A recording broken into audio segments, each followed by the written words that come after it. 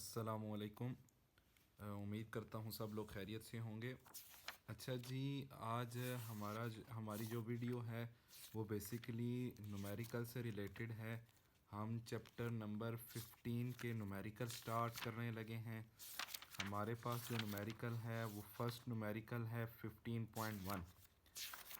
हम देखते हैं उसकी स्टेटमेंट क्या और फिर स्टेटमेंट से डाटा निकालने की कोशिश करते हैं। अच्छा जी, तो हमारे पास है जी an E M F of 0.45 volt is induced between the ends of a metal bar moving through a magnetic field of 0.22 Tesla. What field strength would be needed to produce an EMF of 1.5 volt between the ends of the bar, assuming that all other factors remains the same. तो numerical है, हम क्या करते हैं, सबसे पहले data लिखते हैं। न्यूमेरिकल को सामने रख के डाटा लिखता हूँ। तो सबसे पहले मेरे पास एक ईएमएफ गिवन है, तो 15.1 न्यूमेरिकल है, हेडिंग डाटा। तो डाटा लिखते हैं। हमारे पास डाटा है जी ईएमएफ ई, ये बेसिकली हमारे पास है जी 0.45 वोल्ट की, और आपके pass through a magnetic field, एक मैग्नेटिक फील्ड गिवन है। तो मैग्नेटिक फील्ड को लिखता हूँ, तो विच इज़ 0.22 टी टेस्ला, ठीक है।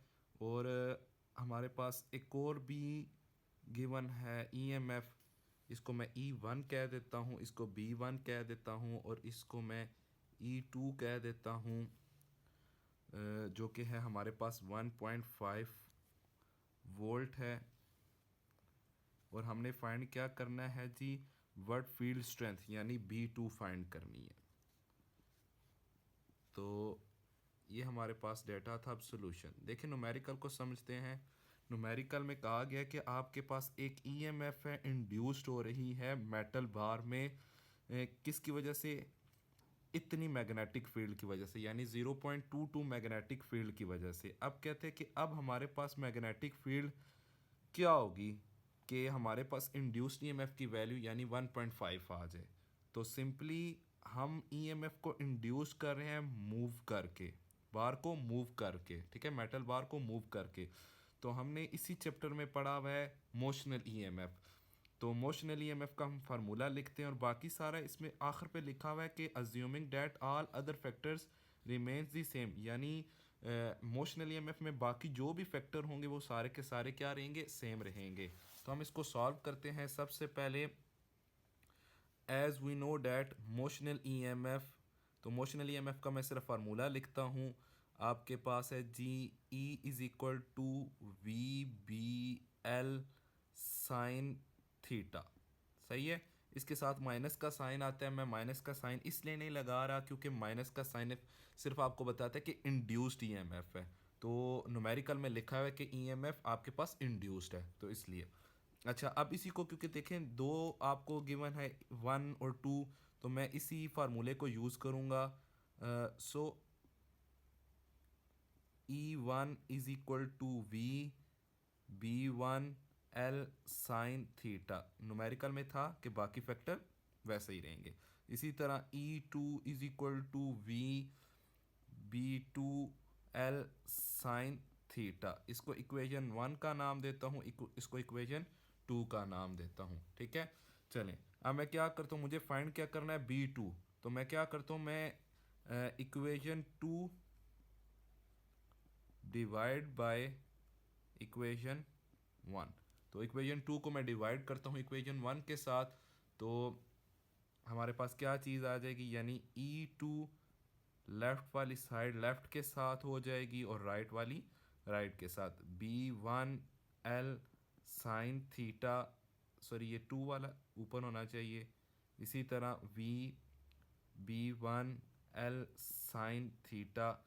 अच्छा, अब ये देखें बाकी सारे आपके पास फैक्टर, ये कैंसिल हो गई, ये भी कैंसिल हो गया, ये भी कैंसिल। आपके पास क्या बच गई, E2 ओवर E1, और फार्मूला क्या बन जाएगा आपका B2/B1। सही है।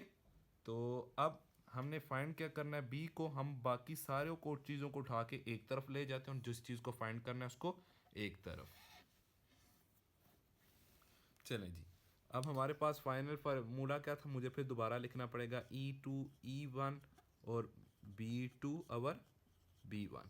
सही है। तो मुझे B1 को B2 को फाइंड करना, मैं बाकियों को उठा E2/E1 और साथ मल्टीप्लाई में B1 आ जाएगा और B2। अब वैल्यूज़ पुट करते हैं। मेरे पास E2 की वैल्यू थी, आप देख सकते हैं पीछे जाके, या अगर आपको याद है तो, और आपके पास जो वैल्यू थी E1 की यानी 0.45 थी और जो B थी आपके पास वो 0.22 टेस्ला था। सही है।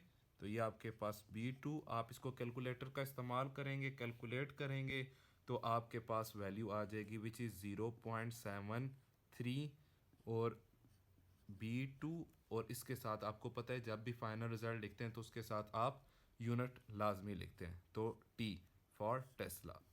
तो ये आपके पास रिक्वायर्ड मैग्नेटिक फील्ड आ गई। अब ये वो मैग्नेटिक फील्ड है जिस की वजह से आपके पास ये E2 प्रोड्यूस हो रही थी, जो कि हमने न्यूमेरिकल में फाइंड करना था। सही है। B2 को फाइंड करना था जो कि E2 को इंड्यूस करा रहा है। सही। तो चलें इंशाल्लाह फिर नेक्स्ट वीडियो के साथ मिलते हैं, तब तक अल्लाह हाफिज़।